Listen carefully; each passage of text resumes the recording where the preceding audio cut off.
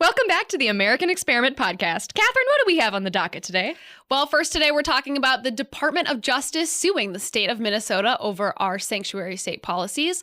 Then we're going to talk about Governor Walz floating a constitutional amendment to ban assault rifles. And finally, are the traffic camera citations that are starting this week in Minneapolis constitutional or not?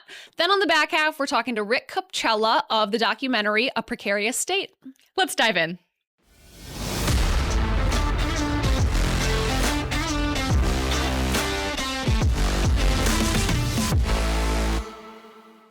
Well, first of all, thank you to everyone who tuned into last week's episode. We got so many fun comments from you guys, and we just love reading through them and really appreciate all of the words of encouragement and notes of support. So seriously, thank you. Yeah, it's so nice. It's especially with our, 100th episode coming up. I feel like we're reflecting on our time at this podcast, and it's been seriously such a joy. So thank you. I mean, shout out to Barry in particular, who left a really nice comment. He said, "This is so awesome to see clear thinking, common sense young people. We need more people like you.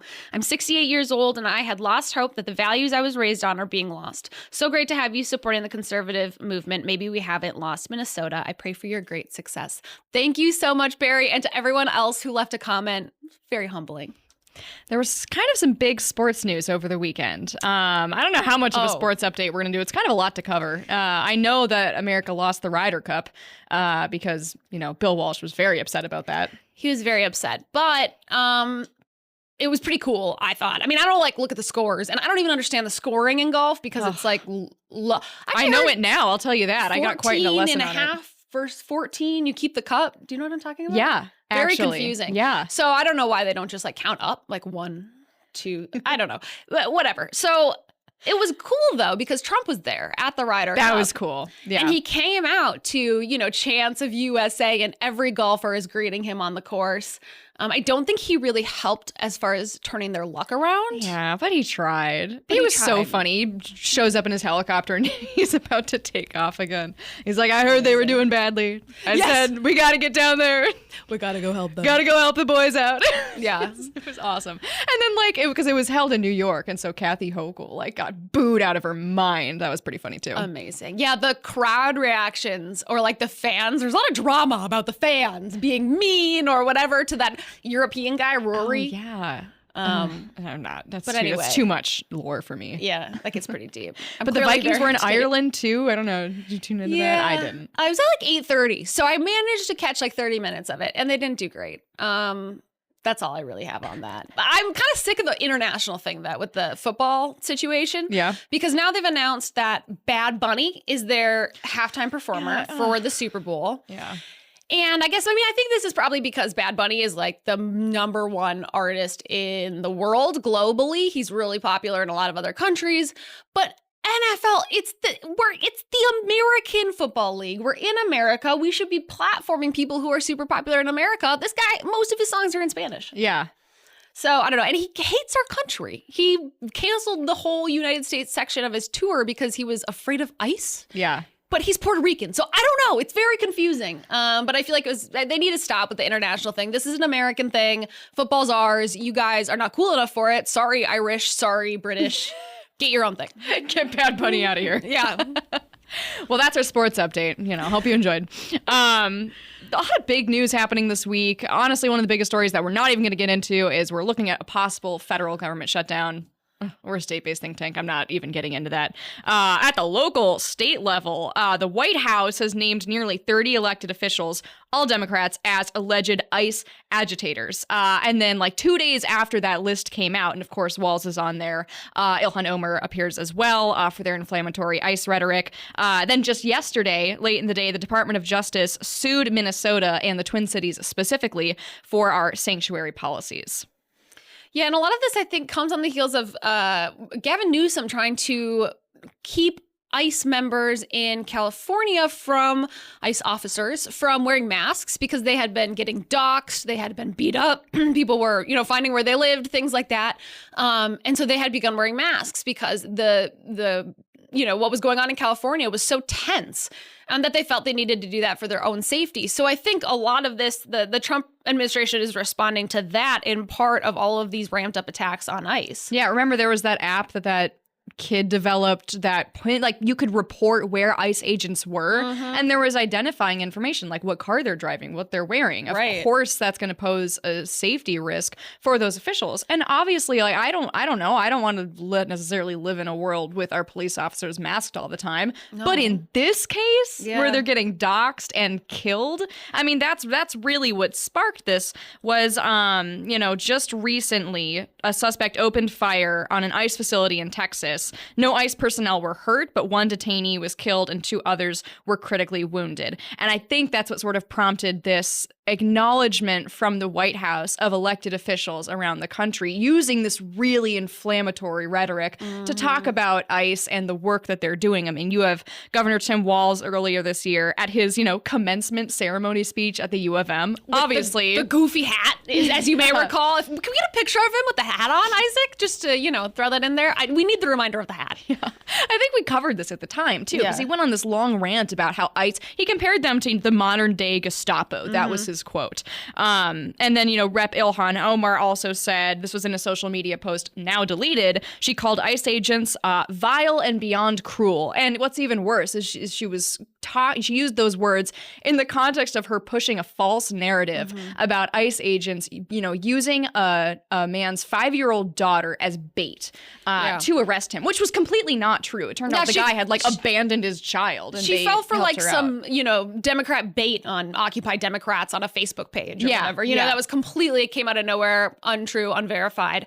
And she fell for it and took it as an opportunity to smear our officers in our communities, remember, who are part of ICE. I also, for this episode, watched a significant portion, not really for fun because it was very painful, of the mayoral candidate debate in Minneapolis. Oof. And they did talk quite a bit about the working with ICE and Minneapolis Police Department because, of course, most people say they should never work together ever, even on issues like drug enforcement or things like that, things when it doesn't even come to immigration. A lot of these candidates say, no way, they should never work together. Omar Fateh even said that he didn't think that if there were ICE agents in the community and people were responding with protests and riots like we saw happen, I believe it was on Lake Street not too long ago, he doesn't think that the local Minneapolis Police Department should assist with crowd control, should assist with the safety of those people who are protesting and the safety of the ICE officers. He thinks they should literally never speak or coordinate. That's what's so crazy. And Bill Glahn wrote about, he has written a lot about ICE's activities and the illegal immigration cases that are happening right in our own backyard in Minnesota. This is not just a problem for states at the southern border. This affects us here in Minnesota. He's done his, Minnesota Man series on AmericanExperiment.org, and he's got some numbers in the 12 months of last year, so 2024, the U.S. Attorney filed 344 criminal cases related to immigration-related criminal prosecutions, In the first 9 months of 2025, they've already filed 368. In every single one of those, 79 cases filed since Trump returned to office in January. Those are illegal aliens being prosecuted for federal felonies. In every single one of those 79, some other criminal activity was involved unrelated to the defendant's immigration status. They're not going out and rounding them up just because they're, regular law-abiding non-citizens. These local public safety agencies and law enforcement, personnel are coming into contact with them because they're committing other crimes. The Star Tribune quoted one sheriff saying, I want my guys to have all the tools they need. If we're dealing with illegal immigrants, there's a criminal justice reason. We're not out there hunting them. And that's the point we always have to remember. Exactly. And I also want to make the point that it's not only the criminals that we need to think about, I think more critically. Look at what happened in Iowa with the school superintendent. It's an interesting story to look into and how he was able to get to a place of being the superintendent of the largest school district in Iowa, and he wasn't a legal immigrant. I don't know if that means he should be rounded up and shipped out right away, but there should be questions asked about our processes. Why don't they have E-Verify there, even in their state agencies?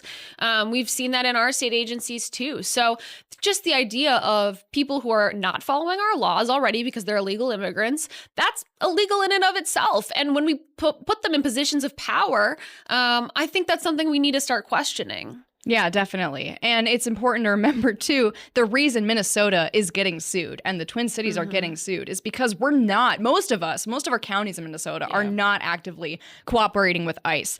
7 rural counties have, since Trump came into office in 2025, 7 rural counties have put out statements saying that they're going to work with ICE. That's Cass, Crow Wing, Freeborn, Itasca, Jackson, Candiahi, and Mille Lacs, which I can never pronounce correctly. I probably butchered that. Mille Lacs. I think it's an S. There, you do pronounce the S. Yeah, I think so. Mille Lacs. Okay. They're all cooperating with ICE, which is great, but that's 7 counties and 80 don't, Right. That's always one of those things I see on the internet that's how do you pronounce these things? Are you a true Minnesotan? And I'm like, I don't know how to pronounce half of those. Yeah, Wyzetta, I got that one. Yeah. I mean, Itasca, is this supposed to be hard? No, I don't know. But I'm always wow, where are those places? I always remember that video that went around of people in other states trying to pronounce Edina. No one could do it. Is that hard? Right? Edina. They all say Edna, which is ugly. That's an ugly sounding city. Well, yeah, I mean, this is one of the common talking points on the left is that ICE agents are rounding up Minnesota men, normal parents, people who are just going about their everyday life, and the data does not bear that out at all. So if you have people in your life who are making that claim, go to AmericanExperiment.org and just search Minnesota man. And Bill Glahn has documented a whole bunch of instances of the kind of terrible criminals they're getting off the street by just checking their immigration status when they are brought in. Yeah. Yeah. Fry's statement on this was really telling. He said, Minneapolis will not back down. We will fight with all our strength for our immigrant neighbors, and we will win. Donald Trump has built his career on attacking immigrants and dividing Americans. And now he's dragging our city into court. How dare he? We won't be bullied. We won't cave. Minneapolis will always stand with our neighbors over Trump's politics of fear. It's a false narrative. Yeah, they're not false immigrants. Attitude. Yeah. They're not immigrants. They are here illegally. Many of them are committing crimes, and those are the ones who are being deported. Yeah, exactly. Let's move on. Our other big story this week, Governor Walz is proposing to pass the, ban on assault rifles that he's been pushing for since the Annunciation School shooting via a constitutional amendment, because clearly he doesn't have the votes at the legislature right now. He can't get a special session called. And even if he did, he's got some members of the DFL party who are serving in districts where that, a yes vote on a ban like that would be pretty disadvantageous for them. Well, no, and just to be clear, he could call a special session at any point. It's right. just him. He's just the won't. only one. He just won't because he knows he doesn't have the votes on his own side. So when he goes and he does these interviews and he's like, well, it's Republicans. They're the reason I'm not calling the special session.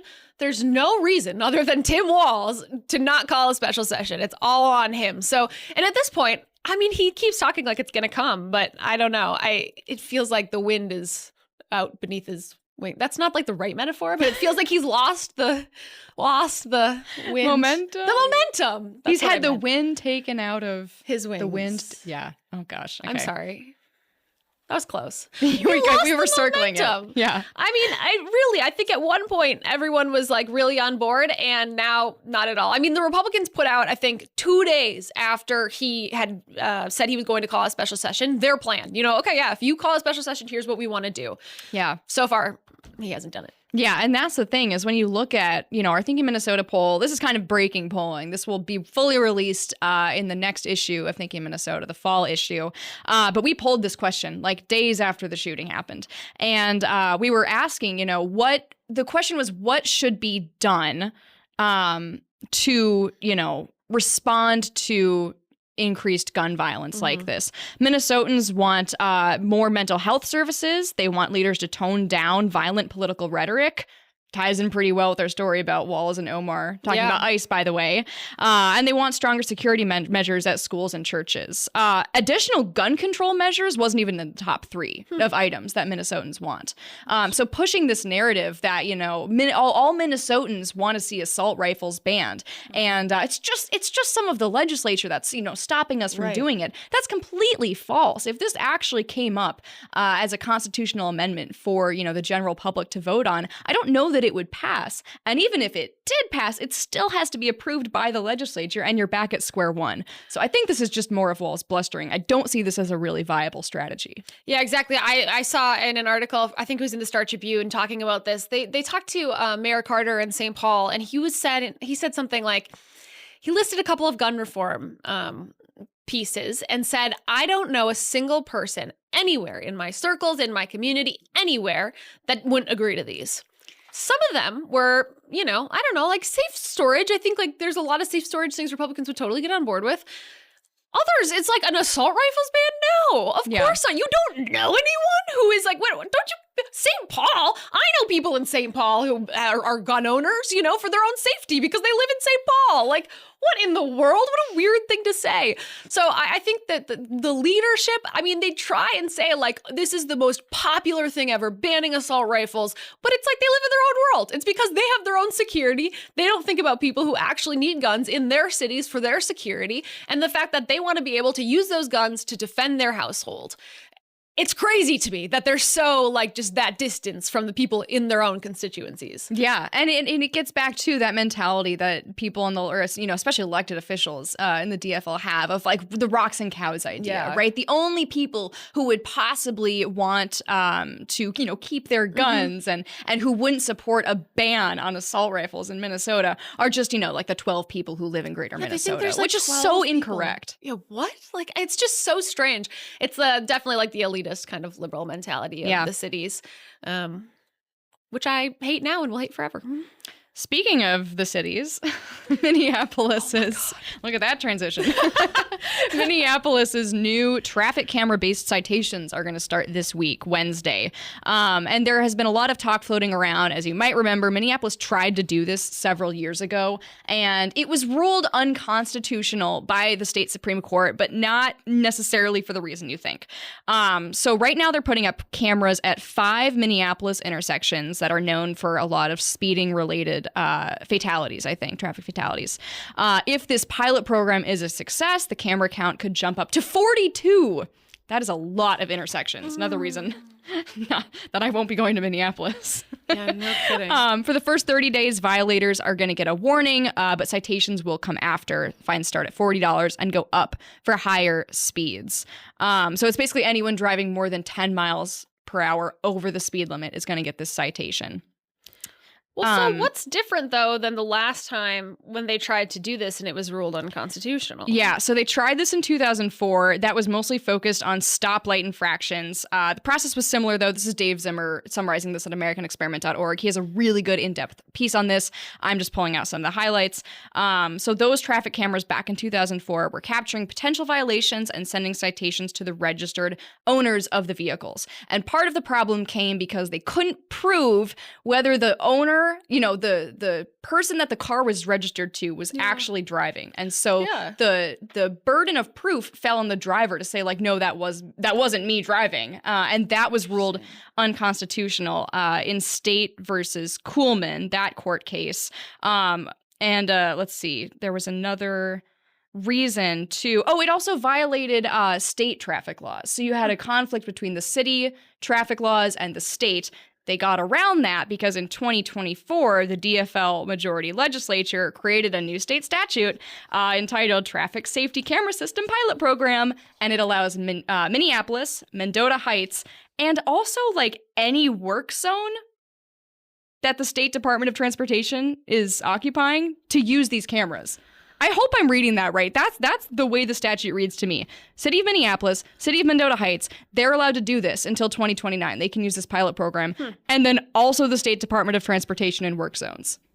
I assume outside of the city limits, which is kind of crazy. Interesting. And so the pilot program will sunset in 2029. But until then, that's how they got around it. They just passed a new law.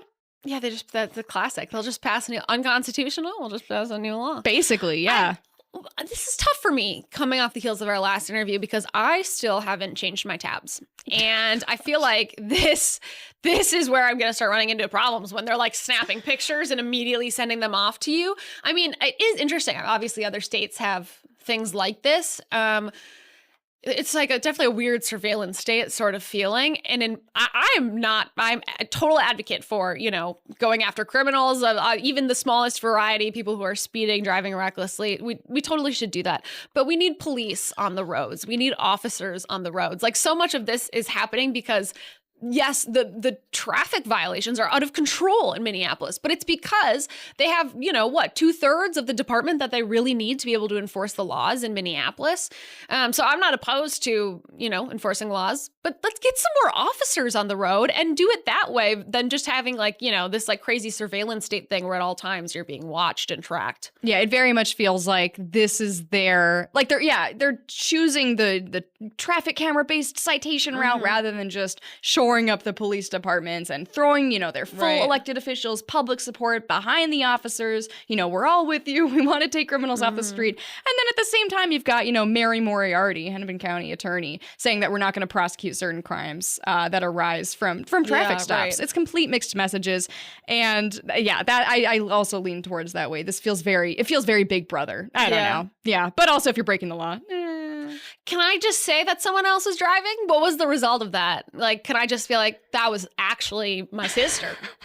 She had my car that day. My thought is aren't they getting photos of the car? Can't you just look at the?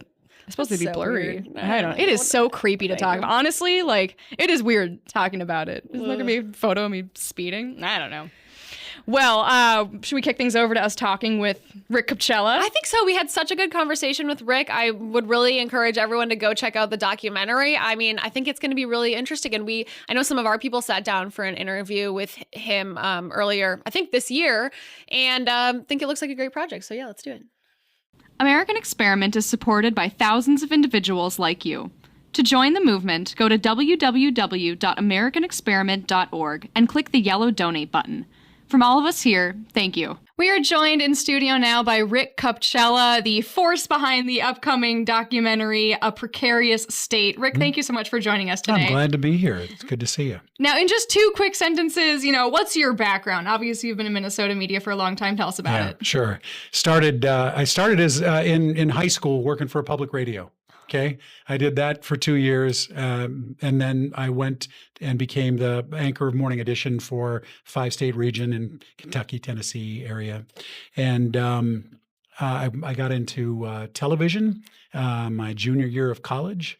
And from there, it was CBS News in New York for a little while. And it was several stints in Washington. Those were like summer internship type deals, but with the Voice of America, with the AP radio network, and a syndicated columnist named Sarah McClendon, who is kind of a historic figure in journalism over the years. And that was a real pleasure. And that was back in the Reagan White House days. So that was a lot of fun. And then I went and got back on air again in Western Michigan. And I moved here by 24, if you can believe it, all that running. And I spent 21 years at CARE Television as an anchor and investigative reporter. And I left in 2009. I launched a thing called Bring Me the News, and then a series of other what I would call new media startups in online education and digital strategy. I partnered with another group there to grow that business as well. And in the last couple of years, post-pandemic, I was just we had one business we had to close. The others, we were able to sell. And then it was just like in the middle of the pandemic. I had to close one because it was the middle of the pandemic and things were off. And I started thinking about what was going on around me. Just some free brain time. And that's how we got started on this project. Yeah, I think, well, first of all, you should maybe have a podcast. Do you have a podcast? Because you have a voice that is so calming. You sound like you have an NPR background. It's I'm like, oh, wow, that's so nice. So anyway, I recommend you should have a podcast if you don't have one yet. I'm thinking about it. And then what exactly was it? I think you called this one of the biggest stories of your career and all that you've done. Yeah. Why would you say that? What about this story drew you to it in the beginning in Minneapolis? What did you see that you were like, man, I have to talk about this? Yeah, well, I was office downtown for years after I left CARE and really got to, it was a neighborhood, right? It's all urban and all that. And it was a fantastic place. I've lived here more than half my life, right? I love this town. I've made decisions to stay here repeatedly over the years. And we raised a family here, all of that stuff. At this point in time, like late pandemic, so it's 2023, as I was just thinking about what I might do next, I thought I might write something. I'll write something. And I was thinking about trying to figure out what's just going on in the city. And I just had some meetings. I invited some friends in business, to come down. And I'd say, we'll have lunch. We're going to go for a walk. I want you to tell me what you see. Okay? And smart folks. These are highly accomplished, bright people. And we're walking through the city, and I'm hearing, man, this is what the post-pandemic malaise is doing all over America. This is what work from home does to downtowns. And, I listened to this for about a week worth of those meetings. And I started really pushing, back on, okay, now you still travel, right? I feel like, you go anyplace else lately? Have you been other? And I'm ribbing them because they travel a lot.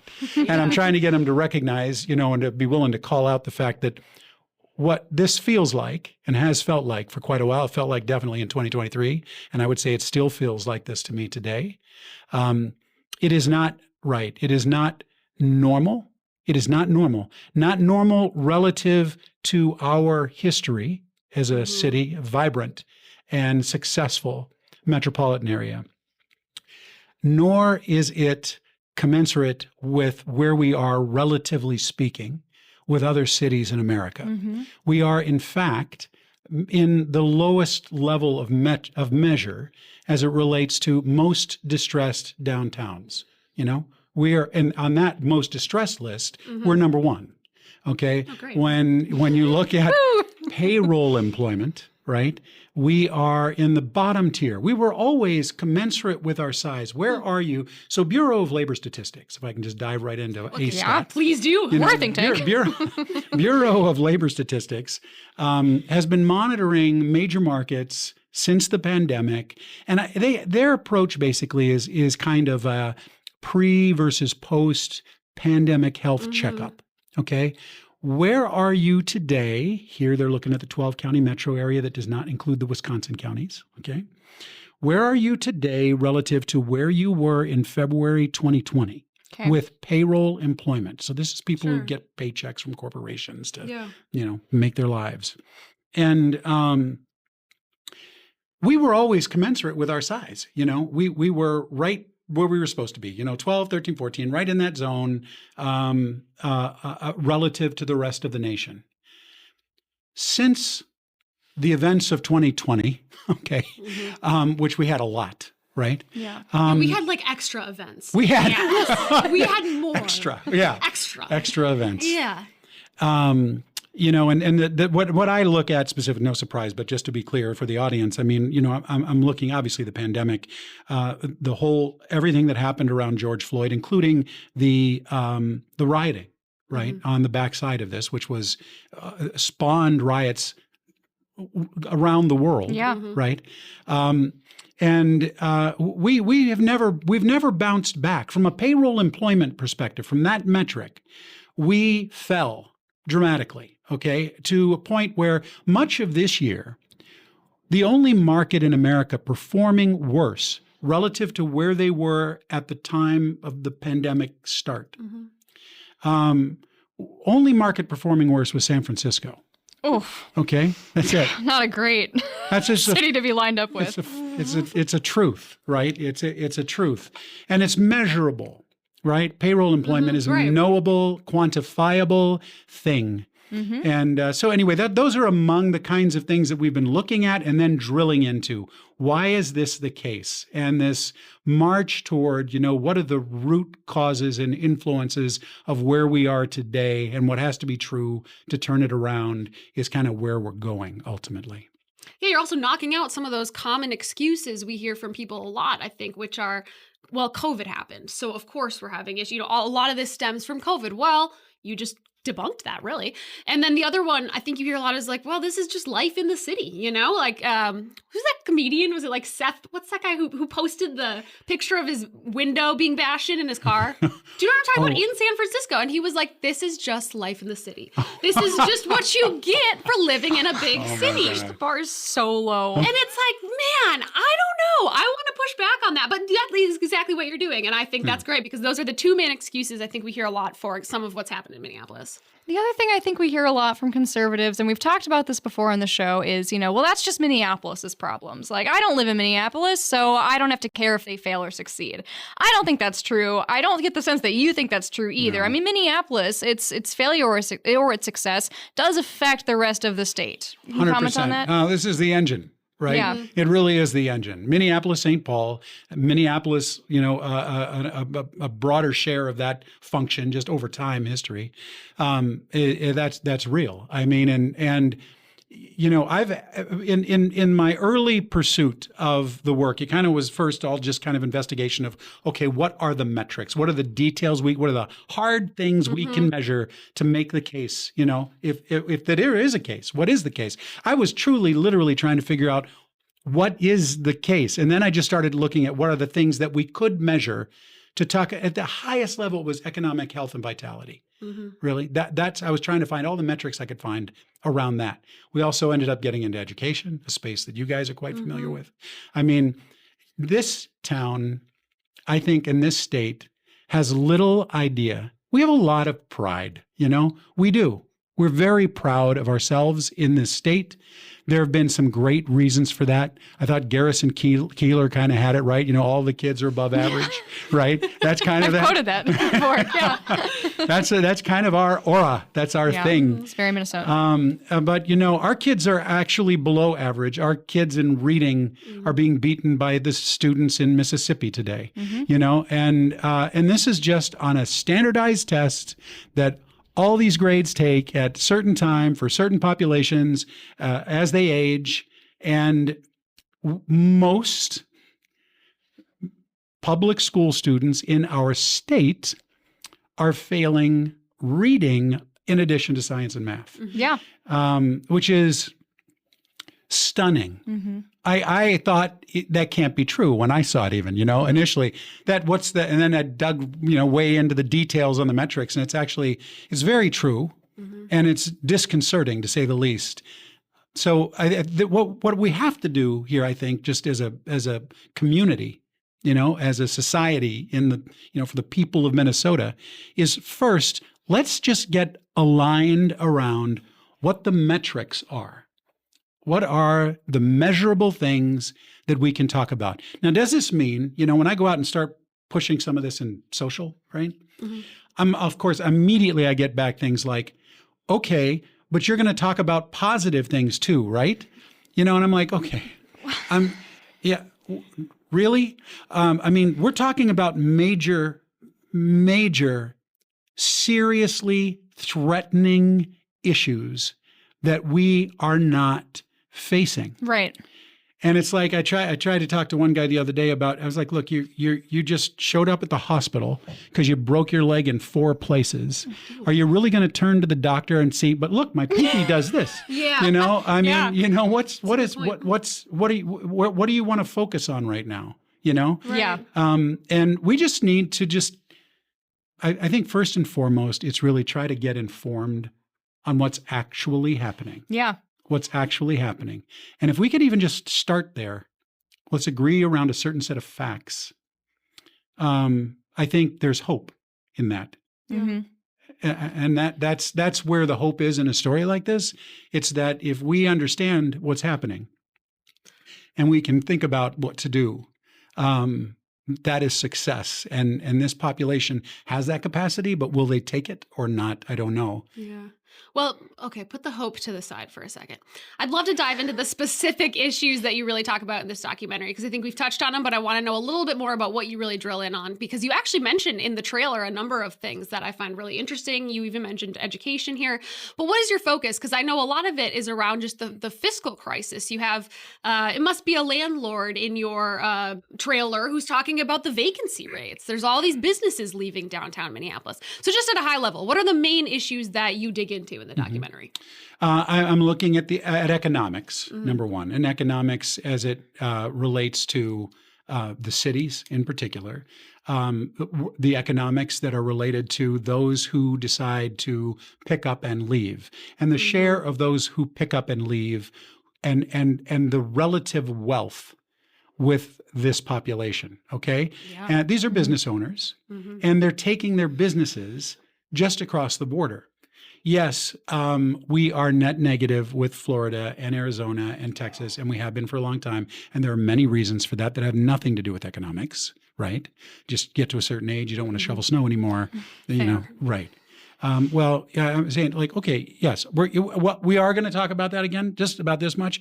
We're going to spend more time talking about why are we net negative though with Wisconsin and with Iowa and with South Dakota too. And when did that start happening and why? I've talked to several of these business owners. A lot of them don't want to go on camera. You know, they're worried about all kinds of things in terms of retaliation. Yeah. Right. Which I've heard it so much, I have to believe at some point that I don't understand all that retaliation thing, but I've seen some very specific examples of it. And it makes you wonder, maybe they're onto something here in this regard of a fear of being very public in their moves, though their moves themselves are public. Right. What do you think it is that they're afraid of? I'm interested to hear your, because for me, I think what we do here is pretty public. And so we certainly understand, getting the negative feedback. But as a business owner, when you're saying I'm making the best decision for my business, what is it that they're afraid of? Well, among other things, audits. What was that? Yeah. Okay. So, it's okay. Yeah. That they see that as literal retaliation. And there are other challenges that they have doing some of the things that they're having to do to move. And it's not, by the way, I want to make it clear that a first choice, I don't think, is to let's pick up the whole business and move it to another state. Yeah. Okay. That's not anything a person does lightly. Right. There's a lot to look into in this regard. I think there's a lot of data. This is not about that. This is, that is not like a deep thread in this piece, but it's something that we see and we have also measured and talked to some of these folks. But it's crime. Okay. This is, and I want to say that there's really not a close number two, right? You don't have anything without safety, right? If you're not operating in a safe, somewhat predictable environment, and we've been in this place for quite a while. That was something that I wanted to ask, backtracking just briefly, was in your trailer alone, you featured probably 11 or 12 different people, you were having these conversations with. What was your success rate in terms of reaching out to people and asking them to appear in the documentary? Because it's one thing to get people to talk about, these issues, kind of the decline of our state and of Minneapolis specifically, off the record. But of course, you're going to run into far more people, I think, who would not be willing to go publicly with that. What kind of rates were you seeing in terms of yes or no, I'm willing to be part of this? I would say that, well, first of all, the selection criteria and who to go to was pretty deep. Sure. Okay? So I had a good hit rate with people wanting to sit down. Sure. But it's one thing to say, I'll sit down with you, but I'm not going to do that on-camera interview, or I'm not. Yeah. I can give you information from here, but I can't. I don't want to be a profile by any means. Sure. We found some extraordinarily good profiles in Pursuit. And it's not anything other than you're in a business like ours for a very long period of time. You learn things over time. And you have a kind of warehouse of your own intelligence about how things work. And you might, frankly, even the older you get, and some people, they'll start very early, overconfident in how much they know. But, you gather data and you can kind of start from this point instead of starting back here. Sure. Okay. I sincerely was starting way, way back here because I did not know. All I knew was not right. Right. Okay. And I couldn't even really define the things. Crime was real obvious. Okay. But other than that, it wasn't clear. And because I think I started way, way back, there was an understanding that it was not mission driven. It was not like, I want to prove X. It wasn't that. The first year I was alone. Okay. The first year it was by myself. And I was just having meetings with people and taking tons of notes and understanding things, how they saw them. And they introduced me to things that I really had zero awareness of. But I think anytime that you can start a conversation with somebody that is in a sincere desire to learn, they can be very, very helpful. And that's what I found early. I was frustrated by how many would not go on camera. I was very frustrated by that. But ultimately, you keep at it long enough, you're going to get there, and that's part of it. Yeah. I mean, I'm curious to know what the most, what was most surprising to you of all the people you interviewed or just, the conversations you had with people. Was there anything that you talk about, how much you learned? Was there anything that just really was like, wow, I had no idea that was going on, or I was really surprised to learn that? Well, I would say in the case of this project, the answer is about magnitude. Okay? Because it's one thing to say that the downtowns are struggling. Okay? It's another thing to say they're selling for 3 cents on the dollar. Okay? That's the 10 feet per square. I can't repeat the stat. Go watch the trailer. But you can't even carpet some of these buildings that they're being sold for a price of it's crazy. It's insane. Yeah. I had no idea. That's insane. Right. It's a contextual understanding that comes with it. And it's the scale of the challenge in front of us, which I want to say even in power, are either obfuscating or not fully appreciating the anti-business orientation is curious to me, to say the least. Okay? Yes. I had a note come in from somebody the other day. You just stop for a minute and you go, okay, wait, what? We were talking about the net negative migration of wealth. Okay? And somebody came back with, I think that's a good thing. I'm like, okay, why do you think that? Just help me understand why you think that. Why would it be good to see wealth leaving your community, particularly choosing other communities right around you, but not yours and not where you? Why is that a positive thing? And they're like, well, then everybody's going to be more even. Everybody's going to be more even. There's no sense of appreciation or understanding for really how things work. I know there are movements in our state today that really want to recreate how our society works. And I think the public should understand that too. And we're going to make them aware of that. We're going to make them aware of what the motivators of that thinking are and what the ideals. A lot of this is ideology, right? At the end of the day, it really is. It's a different ideology. It's quite foreign to the one we have, and that we've kind of built everything on here in this country over years. But it's that's just one of the, that's the way I would answer that question about, what's the biggest thing? It's about degree of everything in terms of magnitude of impact on our community, to looking at new ways of not just thinking about organizing and running a city, but of activating that at levels that are not super transparent to the public. And we're going to just really work at that. Let's make it really public.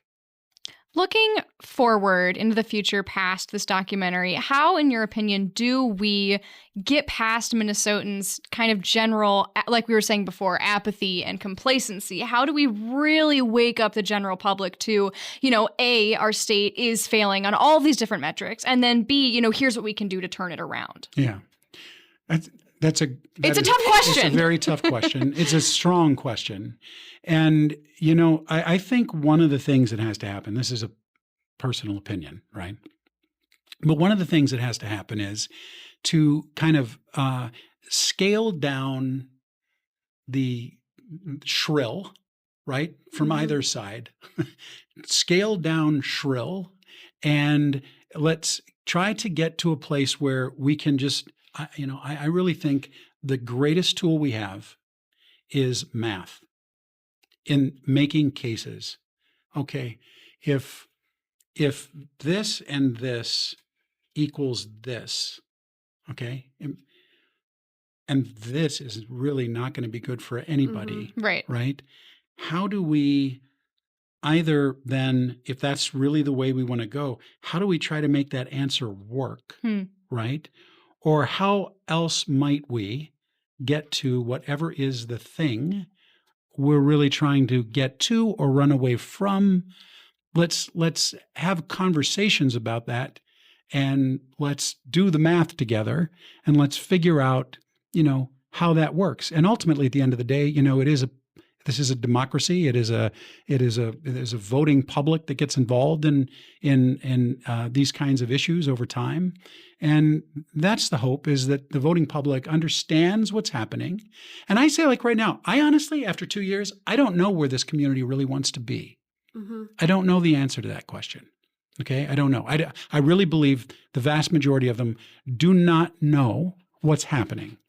So it's hard to say which side, what angle do you want to take on this, right? But that's where we got to go. We got to get to this place where there's a level field of knowledge, understanding of consequence, and then different ideas around how we might get there to where we're ever wanting to go, right? And do it in a focused way. Too much of what's happening lately with all the microphones, right, and megaphones. Yeah, they give anyone one of these. Seriously, it's hard to break through the noise, right? This is going to evolve one way or another. I'm super interested in figuring out, to what degree does this community want to really lean in to what is happening, and two, what way do they want to go once they understand the various options? Where do they want to go? I don't know the answer to that right now. I have no idea. Well, you have a mountain to climb in front of you. We all do, I think, with the situation in Minneapolis. But our podcast listeners are the best, I would say, of all podcasts in the world, personal opinion. And they will come out, they will watch it. Where can they see your documentary? Thank you. So this is airing on all ABC television stations in Minnesota, okay, in a commercial hour, except there's no commercials. We have the full hour, and it is between 7 and 8 p.m. Central Time. That is in Minnesota. That's obviously the Twin Cities. It's KSDP. In Duluth, it's DIO. In Rochester, it's KAAL. We're also incorporating Sioux Falls at KSFY and WDAY in Fargo to really cement the western side of the state as well. And then everything is going to be on precariousstate.com. We've already started to populate that with some bits and pieces of information. It'll get much more aggressive here in the weeks ahead. Awesome, because I don't have cable or even know how to get to the channels on my TV. I think that's like my generation, so I can watch it on YouTube afterward, right? You can watch it on YouTube, yep. And Beautiful. Precarious State, you can find that on YouTube, on X, and most of the main social channels. Yeah, so that's premiering this Thursday, October 2nd. Definitely check it out. Rick, thank you so much for joining us today. Cannot wait to watch it. I really appreciate you guys. Thank you very much.